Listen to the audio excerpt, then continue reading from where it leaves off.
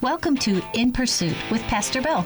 Hey, I'm just a simple guy in pursuit of knowledge, wisdom, understanding, wild game, fish that swim under the ice, tender smoked meat, tasty grilled meat, and Denise. In this hour, we are going to be talking about all of that and a whole lot more. Bill has been with Maranatha since 2005 and the campus pastor at Maranatha Chisago Lakes campus since 2011. Come along and join In Pursuit. Good afternoon. It is great to be here once again on In Pursuit at the radio station here, which is located at our Forest Lake campus in Maranatha and Forest Lake. So it's good to be here. Mm-hmm. I know I say it every time, but it's fun to do this. It is. It's very fun. Yeah. Mm-hmm. We just sit around and talk. Chat it up. Chat it up. It's gonna be that kind of day today. I feel like it's gonna be that kind of day. Are you feeling feral? No. Okay, no, that's I'm a little tired. Oh, yeah? Yeah. Yeah. When I walked in, you were grabbing a cup of coffee. Uh-huh. That was already the second one, too. Ooh, my. Yeah. That's good. I played Minecraft really late last night. That's my bad. Hey, you know what, though? It's okay, because you got up and went to work. Yeah. And so now it's like you just pay the price. It like evens out. You're just tired, that's all. Yeah. There are worse things than being tired. Exactly. Oh, yeah, if you didn't get up and go to work because you played Minecraft too late, then you should hang your head. Yeah. Exactly. That's when right. you hang your head. Yeah. If you play too late, you get up and go to work, that's okay. You just suffer through being tired. Yeah. And that's fine. Yeah. Yeah. It's not like you're never going to stay up late again. Right. You know? Can you guys tell Scotland that? I'm just kidding. No, you're on your own. That's your deal. All your deal. Well, greetings to all of you that might be listening. Mom and Dad are listening. And that's wonderful to have you guys. If you are listening, let me know. But I have to let you all know something, though. Denise forgot her phone back at the church. I know. We need a soundbite button that does that. No. But yeah, so You know what, I do it so often, the soundbite would be crickets. It's like, funny. oh yeah, this is old news. Yeah. So anyway, if you could text me if you have my number, just again to let us know that you're listening. We love that. I'm just going to assume that Heather and Chris are listening. Yeah, they're kind of because- regulars. Yeah. Yeah. Thanks for listening, Chris and Heather. Even though I don't know for sure because I left my phone. Yeah. Which is not a bad thing.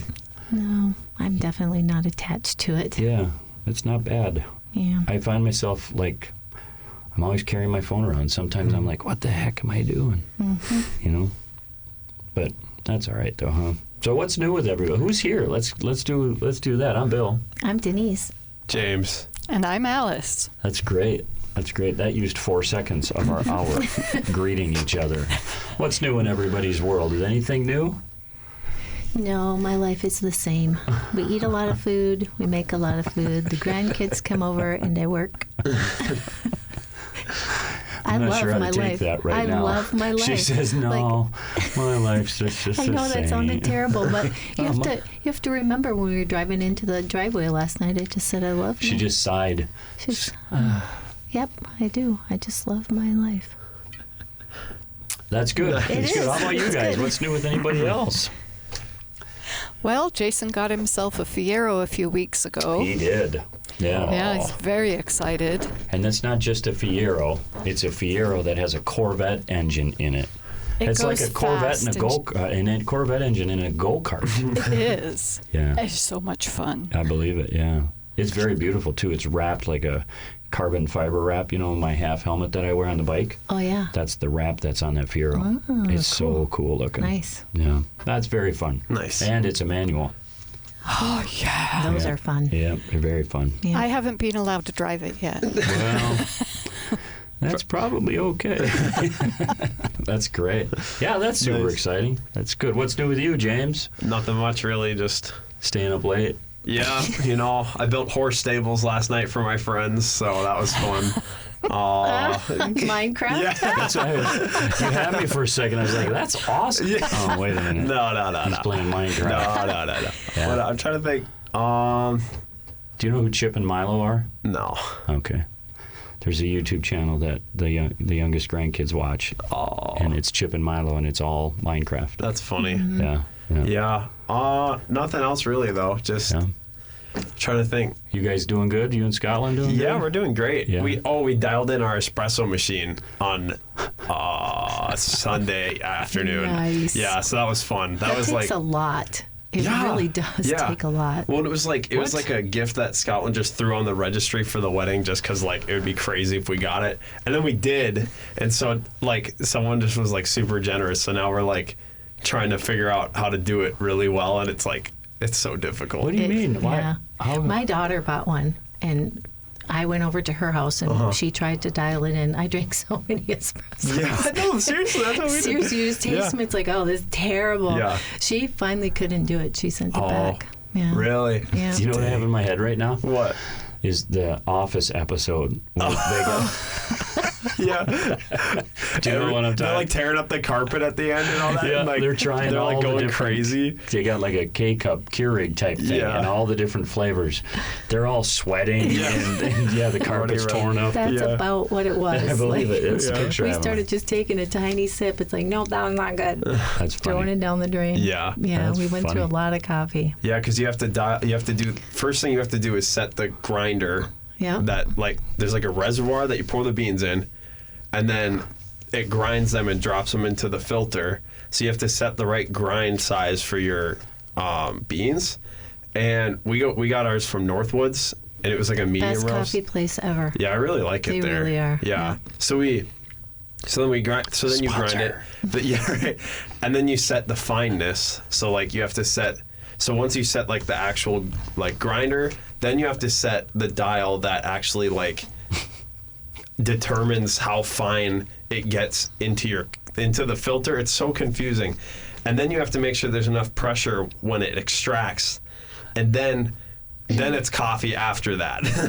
So, Yeah. Yeah. And it's hard to do. Do you know what I like? what? Folgers black coffee. I'm the simplest.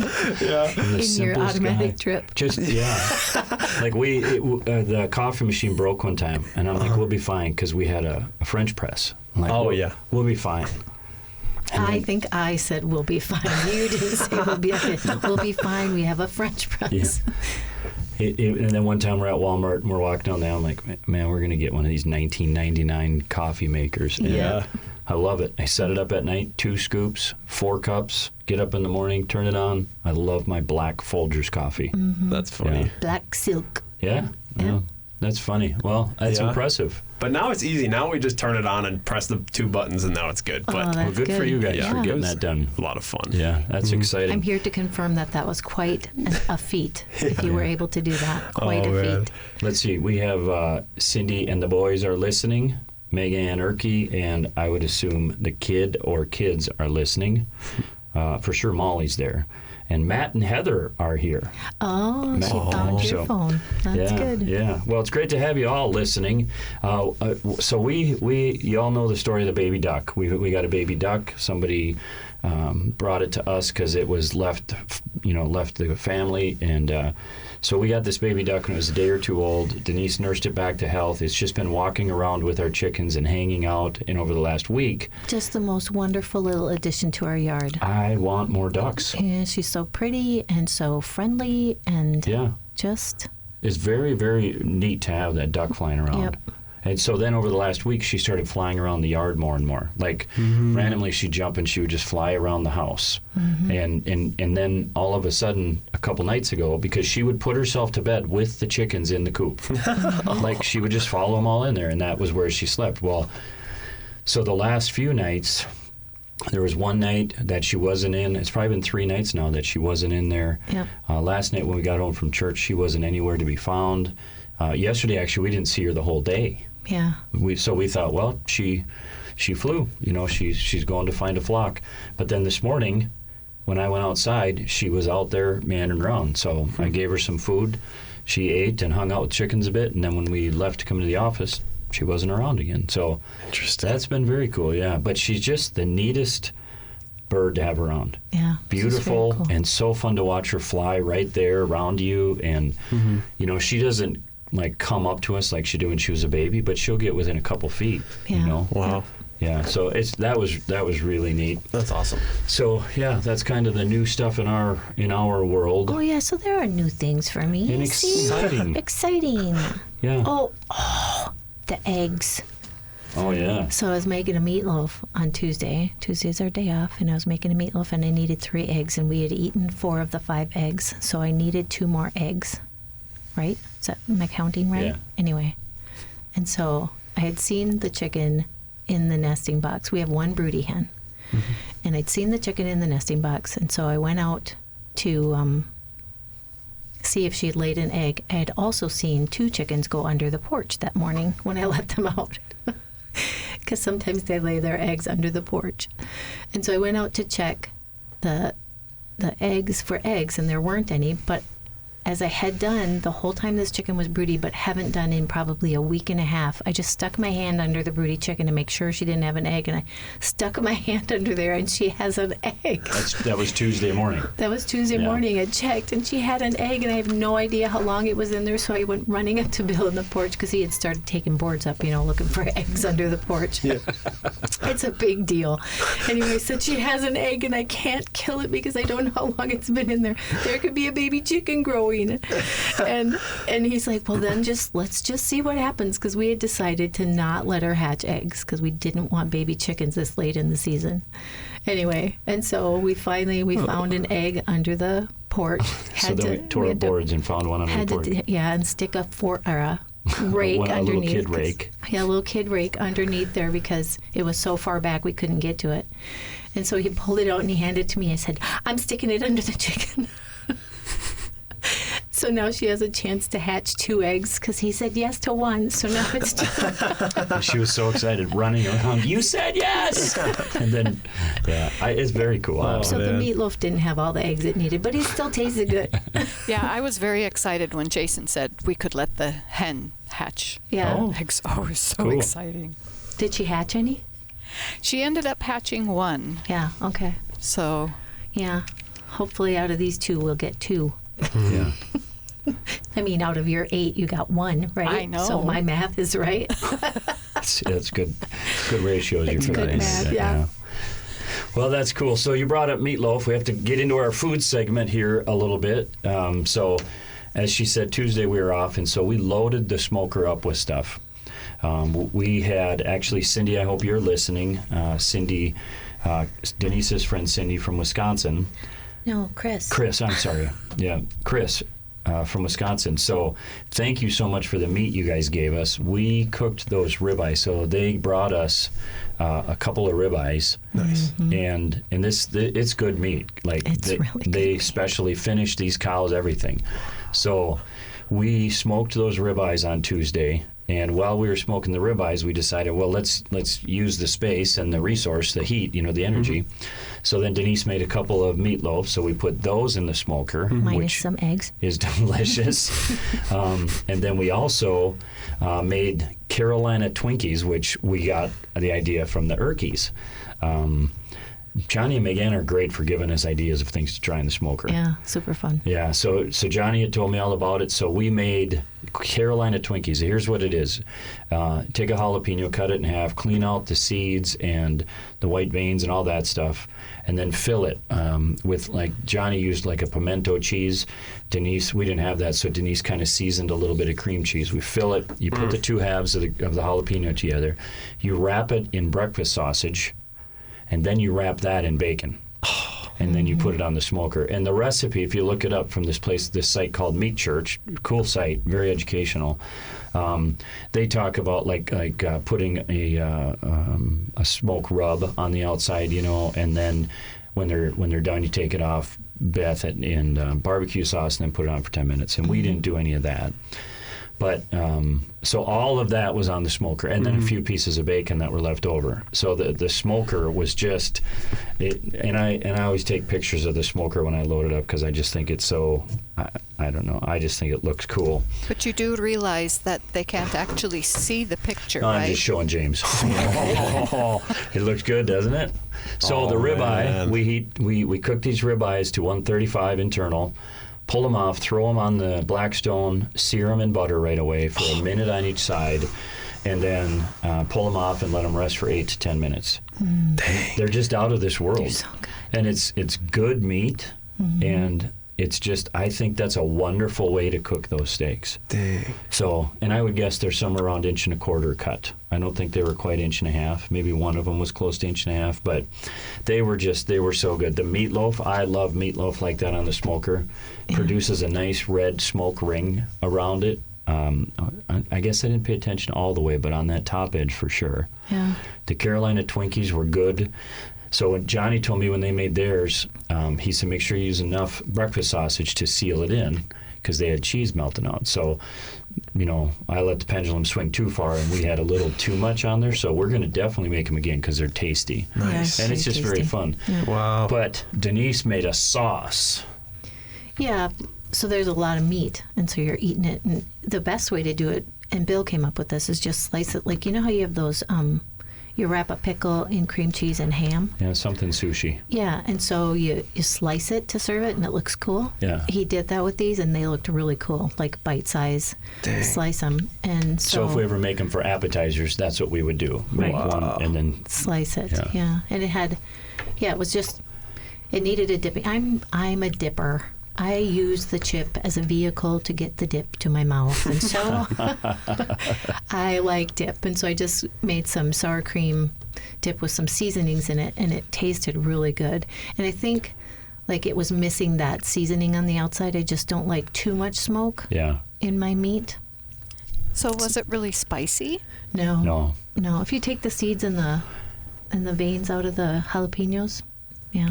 Okay. They definitely are not too I don't spicy. like spicy. I really So don't if I like try spicy. this and it's spicy, I'm blaming you. Okay. You got to Okay. clean that jalapeno out good though. Okay. Yep. Yeah. Yep. Because it's really good. Yeah, and jalapenos, they vary in the hotness. Yeah. Just you can pick 6 of them, and 2 of them are so hot you can't stand it, and Yeah. the rest of them are so mild. You're like, Yeah. is this a green pepper or a jalapeno pepper? Yeah. So they vary, but they were very tasty. Yeah. Were Very those the tasty. jalapenos from Mom and From Dad? your dad, yeah. So they were homegrown from Mom and Dad's little garden. Okay. Yeah.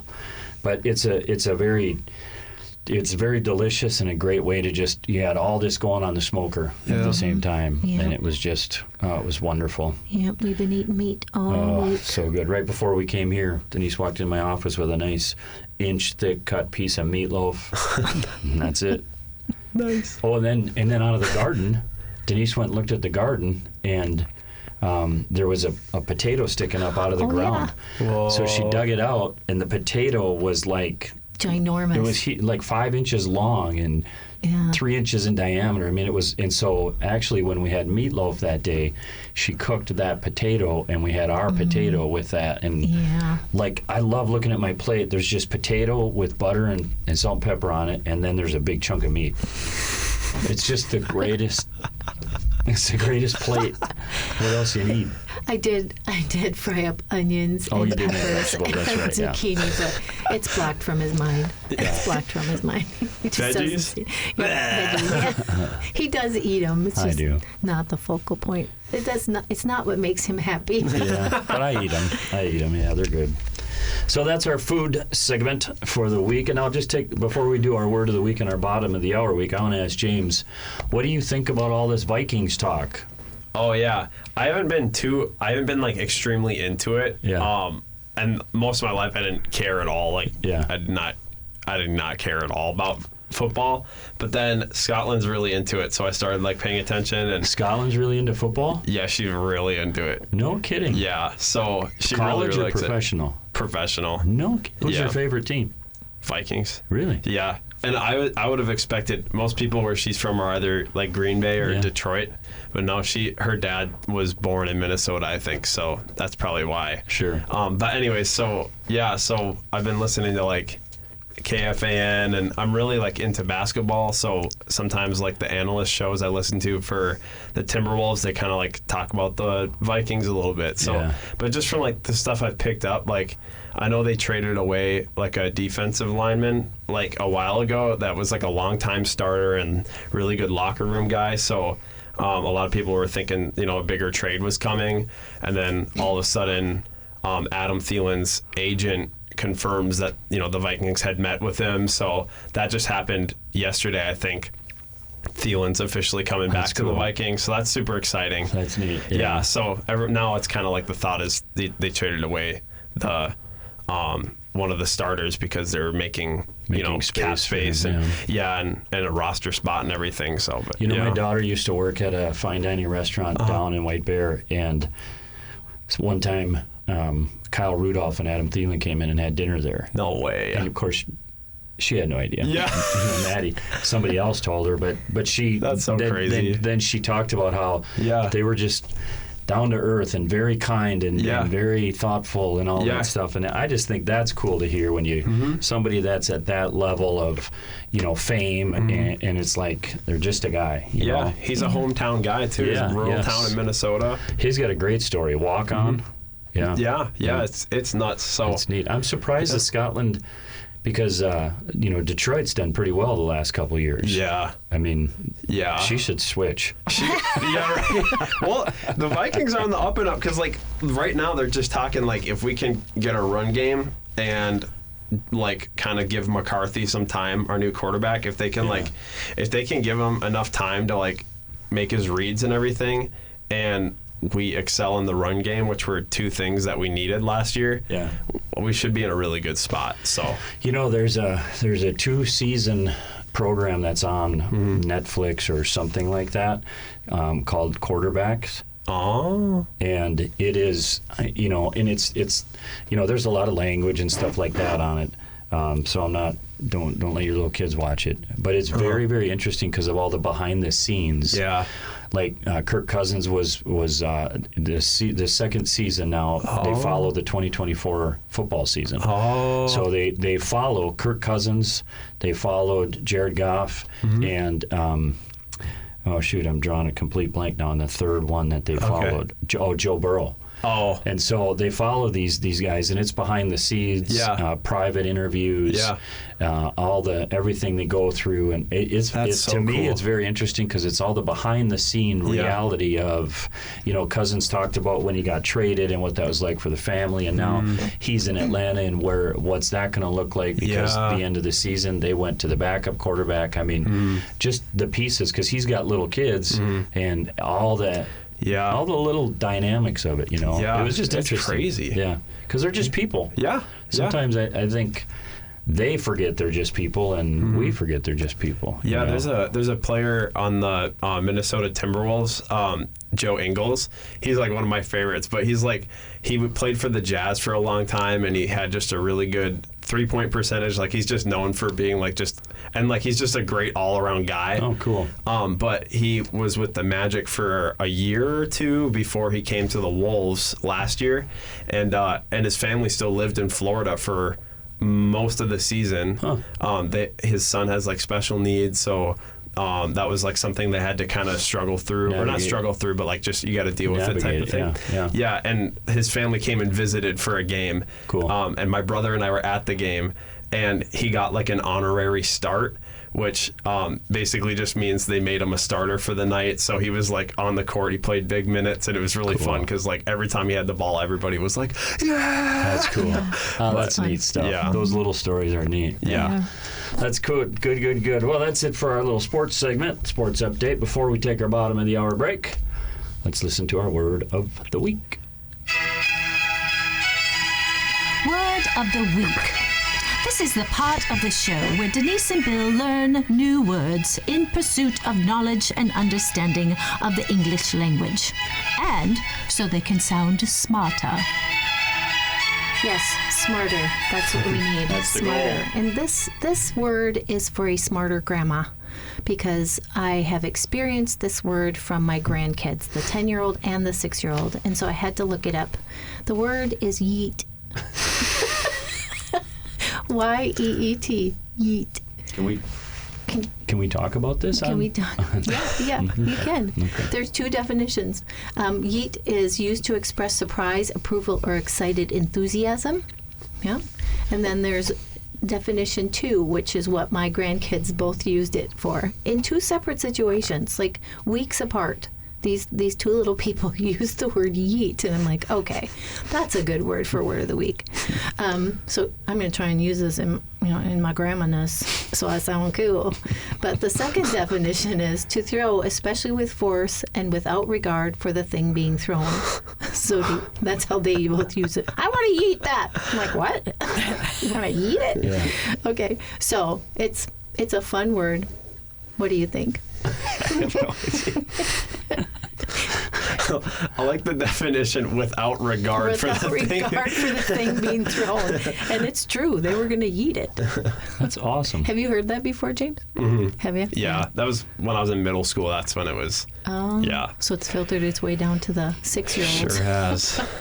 That's awesome. Mm-hmm. Well, this grandma's going to try and use it. So, yeet. So we know if we don't use our new Go to bed or I'm word. going to yeet the remote right at you. One way to use it is a threat. So if we don't use our new word, we will lose our new word. So I would like to use our new word in a sentence.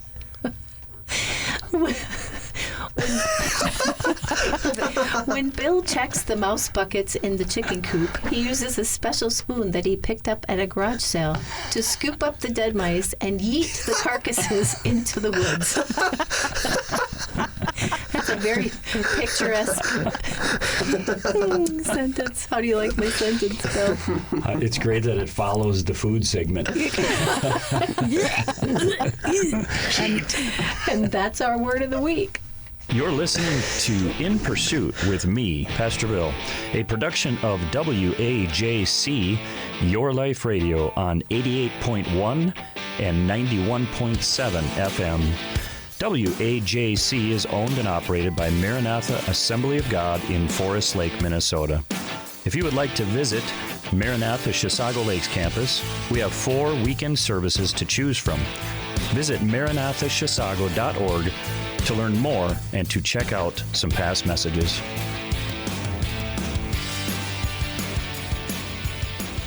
Hey, welcome back. It's the bottom of the hour bit. That's perfect. Nicely done. I was bent over tying my boot, and then the music stopped, and I looked up at Denise. I'm like, yeah, go. I'm thinking, no. Yeah. She was ready to yeet me. Throw me without regard. Hey, there's fun, exciting things happening at both of our Maranatha campuses. I want to continue to encourage you, if you don't have a church home and you're listening to this somehow down the road or maybe on the radio right now, please check out our churches. You will be welcome through the doors of our churches. Let's see, there's great stuff happening at the Forest Lake campus. They're going to be kicking off some fun Wednesday night stuff. They're going to be kicking off, there's Christmas musical stuff they're already prepping for. They have a huge Sugar Rush event, which is right around Halloween. It's just great stuff happening. The men's conference is coming up, which affects both campuses. At the Chisago campus, we have an all-church barbecue on the 3rd of September, where we just invite all 4 of our services to come and get together, and we eat a crazy amount of food. Yeah, super fun. A lot of meat. It's nice for the 4 services to get together. People coming around, yeah. Yeah. So, but please check out our websites, realchurch.org for the Forest Lake campus and maranathachisago.org for the Chisago campus. And once again, please let us know if you happen to listen to any of the programs on this radio station. If you listen to them later in podcast form, please email us and let us know. You can email WAJC@YourLifeRadio, and it would just be great to hear from you. Right now, what I want to do is change gears just a little bit. As we've been having fun and laughing and joking, the whole front end in the back of my mind has been some of the stuff that's been going on in our state over the last few days. There's been multiple shootings. The most recent that I'm aware of was yesterday morning. This Catholic church school that was shot up down in Minneapolis. So sad. It's unbelievably sad. Just unbelievable. Like every time you think about it, it just man, oh man. And we're removed from it. You know what I mean? Like it's just such a tragic, horrible event that took place. Yeah. The 2 little kids that have passed away, I think I saw something like 16 or 17 were injured, some still in critical condition. And you just think about how that affects all of those people. Yeah. You know, at that entire church and in that community. Yeah. You know, It's so sad. these little kids just gathering for the mass. I think it was the first day of school for them, and so they were having mass, and it just is a terrible, terrible thing. And I know, you know, I've listened to different conversations from different sides and people groups, and you know, I look at this and we get focused on the wrong part of the issue. I think sometimes we start looking at the guns, and I get it. You know, we need to be responsible. We need to, if we're a gun owner, we need to lock them up and keep them away from kids. There needs to be background checks. I get all that, but it's so easy to just focus on that. And what I think of when I think of this is like, there's so much of this. It's a heart issue. And for so many people that do these things, it's like it's a hopelessness issue. Yeah, because guns don't shoot people. Right. People shoot people. Right. Yeah. Yeah. And there's many ways that people find to hurt people. You see pictures of people driving through parades and you know, gatherings and stuff like that. So there's you know, the weapon itself. There's always going to be a weapon that somebody can choose to use if that's what's inside of them. Right.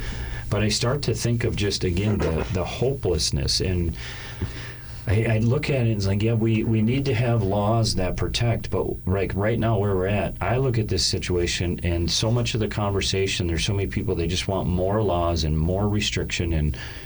And I don't think that's the solution. We don't need more laws. We need heart changes, Right. you know? Right. Hope, freedom, healing, reconciling. I mean, those are the things to me that start to change and work in somebody's life. Right. Which will ultimately make society better. Yeah, absolutely. Yeah. And this is, you know, the more and the more that it's like we get away from God and who He is and who we are to be in Him, the more and more I think that we see this kind of stuff happening. Right. And it's just such a heinous act. It's just so tragic when you think of these little kids. Yeah. You know, it's just unbelievable. It's like Teddy and Millie. Oh. That's the reality of the age of these kids. Yeah, you know, that's sad. It's it's extremely sad. And more and more as believers, I think we have the opportunity to bring hope and to bring healing and to bring truth and to bring what love really is into our society and into our culture. Right. I think, you know, I'm trying to put these two thoughts together as we talk about that tragedy. And the reason I think these are combining is because last night at church at the Chisago campus, we heard another testimony having to do with hope and healing and freedom and reconciling. Yeah, it was so good. It's beautiful, and it's a story. This couple, they've been married, I believe they said like 37 years or something like that.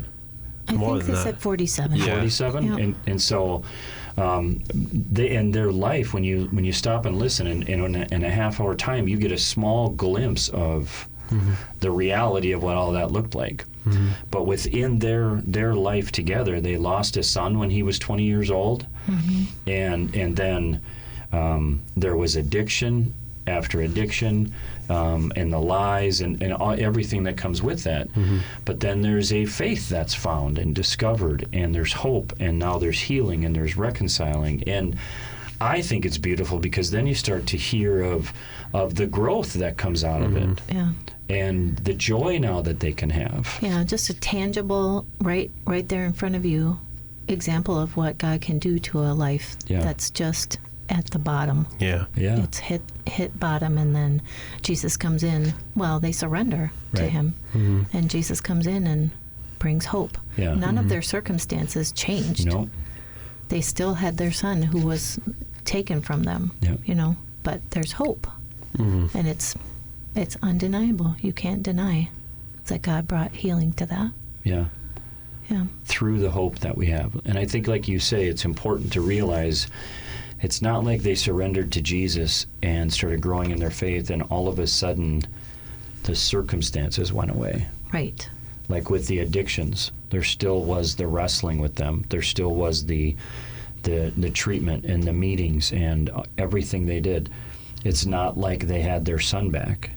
Right. So the circumstances remained similar, but now all of a sudden they have hope, they have guidance, they have peace.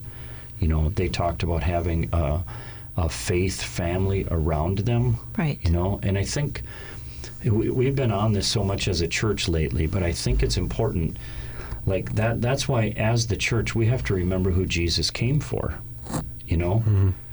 He comes for the broken. We just shared out of Luke 15, we were at Point Pleasant in Chisago on Tuesday for a little chapel service we do with them. And it's a great time. But we talked about how in Luke chapter 15, verses 1 and 2, the Pharisees and the religious leaders, they're being critical of Jesus because he's meeting with the sinners and he's meeting with the tax collectors, and within that is the prostitutes, and I would think those that drink too much wine, and so you have all these people that have these life circumstances and these struggles, and the Bible says that they were gathered around Jesus. And I love the picture that they were gathered around Jesus.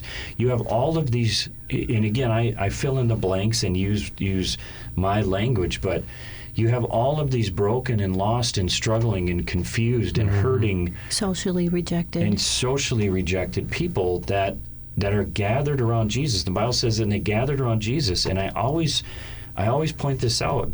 So that means that Jesus sat there and allowed them to gather around him. He didn't push them away and say, well, go fix yourselves, and then I'll hang out with you. Once you're good enough, then I'll hang out with you. Once you fix your problems, then I'll hang out with you. Once you stop drinking, then I'll hang out with you. He welcomes right where they're at. And I think that more and more, if we as churches remember, like, we want to be doing the ministry of Jesus. And when you do the ministry that Jesus exemplifies for us in the Gospels, that it is messy. Right. And it's not, it doesn't always look pretty. It's not always, you're not going to agree with everybody's lifestyle and choices that walks through the door that is just searching for Jesus, or that Jesus is drawing into himself. Right. And so we have to be so careful and aware. And this is where, to me, that as the church, to make sure we are bringing that hope to people. Right. Because I don't know that anything's going to change until people's hearts start changing. Yeah. You know?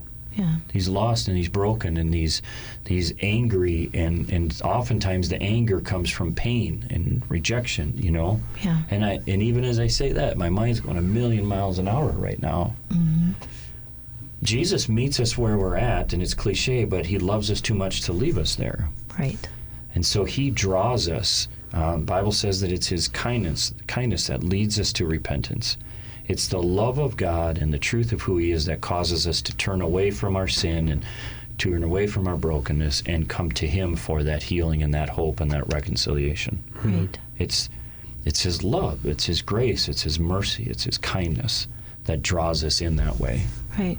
And then when messy people come in, the people that are there are still just as messy, just in different areas. Just looks different. Yeah, there's different things that you struggle with. All of us are struggling with something. Yeah. Because the closer you get to the Lord, the more you see the stuff that he doesn't want. Yeah. Like, Right. you start and you, like, I think about a house. Like, you're cleaning your house and it's a complete disaster, and you just get all the toys picked up. And you're like, oh, this is good. My house is clean. And then you go out and you come back in and you go, I need to get the dishes done. You didn't see those before because you were cleaning up the toys, and you got that done, and you're like, oh, that's good. And then you do the dishes and you say, my house is clean. And you go out and you come back in and you go, oh, these floors are dirty. I didn't see the dirty floors with all the toys there. And so if somebody comes into your house in the middle of that process, they're going to see a dirty house. And yet you've cleaned up the toys and you've washed the dishes and you've scrubbed the floors. You just haven't repainted the walls. You haven't cleaned the toilets. You haven't wiped off the counter. You know what I mean? I do. It's a no great matter where picture. you're at. Yeah. Everybody has something they need to do. You have to write that down, because that's a beautiful sermon illustration. Okay. Because that explains it well, and Yeah. that's what the Lord does. Like when I first started coming to church here, there were so many things that I was struggling with. I was a disaster. I was lost, and I walked through the doors of Maranatha here at the Forest Lake campus, and I wasn't met with "go fix your life and then you're good enough to come in." I was met with the ministry of Jesus, not the ministry of religiousness, which says, go make it look good, then you can come. The people here, which showed me who God was, met me right where I was at. I still smelled like smoke because I was drinking Camel Lights. Smoking Camel Lights, yeah. I still smell like because I was smoking Camel Lights. I'm getting fired up, so my words are getting tangled. But I was still struggling with all of this stuff, and instead of pushing me away, I was embraced and welcomed and showed the truth of who God was, which brought healing, and that was the process. Yeah. I picked up the toys, then realized the dishes, then realized the floors, and there's still things that you realize. It's just as you go, and now it's like, hey, wait a minute, I got to dust. I got to do I really got to I got to shampoo the carpets. Yeah, and then you got to go back and pick up some toys again. Yes, exactly. And you got to write all that down because that's a wonderful sermon that really illustrates it, because that's life with the Lord. Yeah, it is. And you are so good at reminding people of that. Like, remember where you were when you walked into the church. Yeah. And even though you've come through these steps, you still have toys that are going to have to pick up. So if somebody walks in with all their mess, don't ever get to the point where you say, I'm done. I no longer struggle with sin. I no longer have any issues, because we never reach that until we get to heaven. That's absolutely. I mean, none of us are perfect. The Apostle Paul says it. Yeah. Not that I've achieved all this, but I leave what's in the past, and I press on towards what's ahead. Right. And that's what we keep doing. Yeah, your journey is your own. Yeah. And along the way, help people stand up. Yeah. Yeah, and I think boy, that's a great illustration, honey, because what I think we can slide into if we're not careful is we'll see the toys on the ground and we just push them under the rug because we don't want to acknowledge or be honest and say, wait a minute, there's toys on the ground again. I already picked up these toys. picked up those toys. I don't, And that's the thing. It's like, and this is the picture. What does the world need? The world needs to know the truth about who Jesus is and what he's done in his love, and that he touched a leper, that he stopped for the blind beggar when everybody else told him to shut up. I mean, this is the truth of who Jesus is. And we have to be so aware and so careful that we don't forget that. And I just, I look at where I am today, and the journey that it's been with all of the ups and downs of picking up toys and then dumping the toy box out again and then picking them up again, but being walked through that, and I think that's such a beautiful picture of this is life with the Lord, and to allow it to happen. But we have to be careful that we remember Never where you forget. were. Yeah. Well, and I like that. Just knowing you, how many people you've helped stand back up and say, okay, you need to get up and pick up those toys. I get knocked down, but I get up again. But you know what I mean. I It's do. like you've been picked up, you've been helped, you've been, brought to a place where you could start working on things by other Christians who believed in that truth. Yeah. And then you do that also. Almost daily, you help people. But I think get that's back up again. Yeah, and I think that's what we're supposed to be doing. But is people that feel like they have their together. Yeah. They you're down.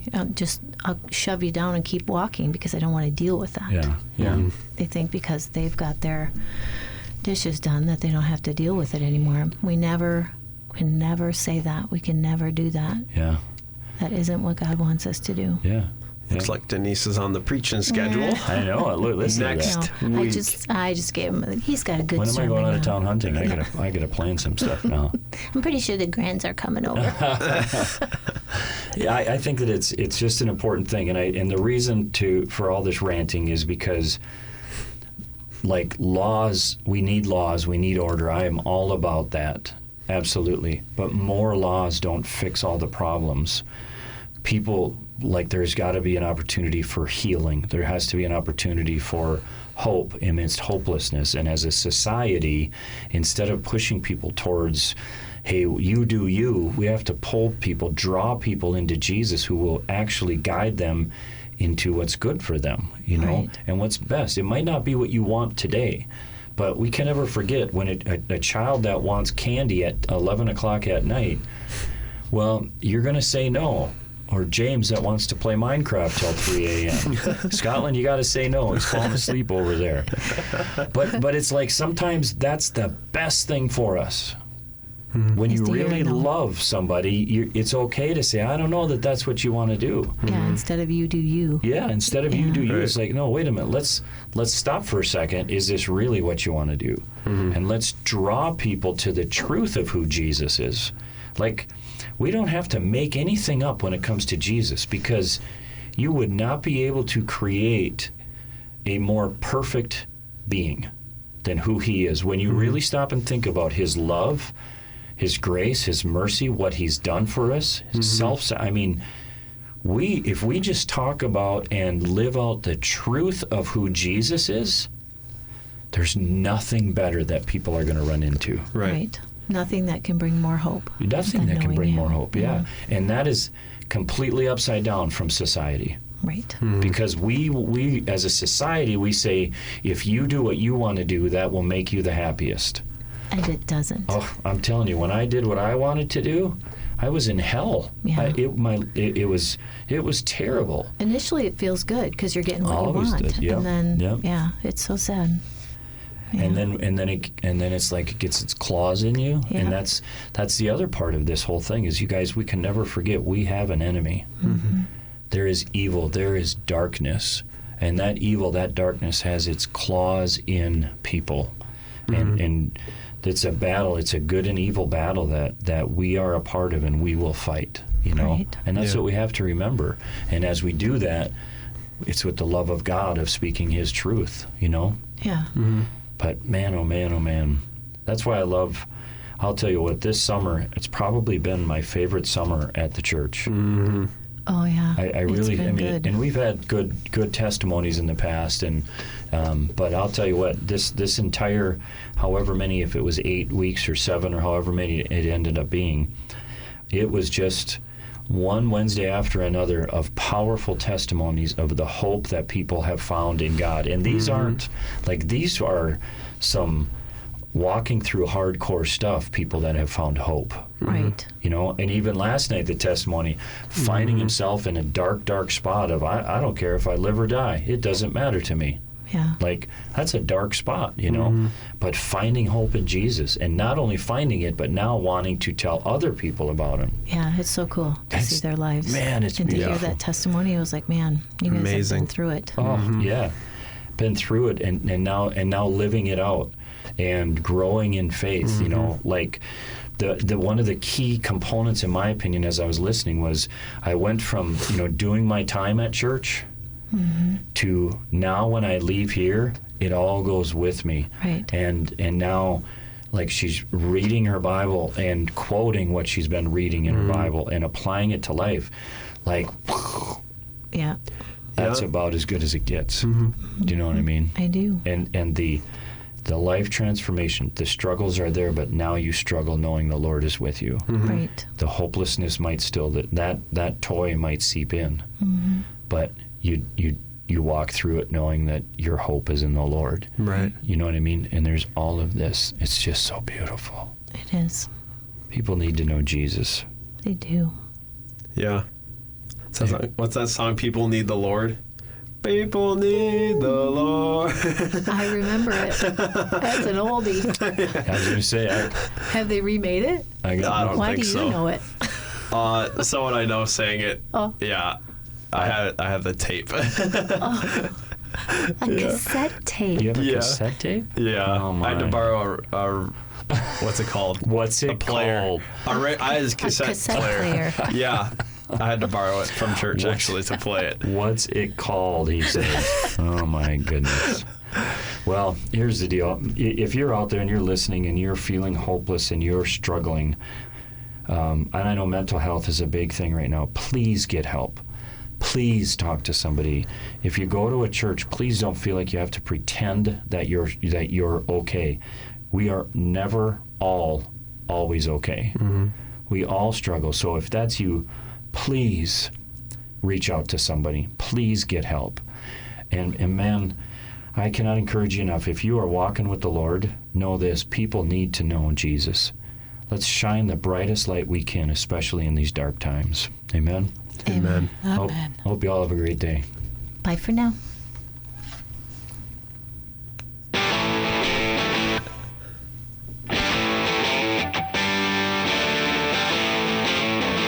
Thanks for joining In Pursuit with Pastor Bill and me, Denise. We hope you will tune in next Thursday at noon as the pursuit continues. In Pursuit is a production of WAJC, Your Life Radio, on 88.1 and 91.7 FM. WAJC is owned and operated by Maranatha Assembly of God in Forest Lake, Minnesota. The opinions expressed here are not necessarily those of the owner.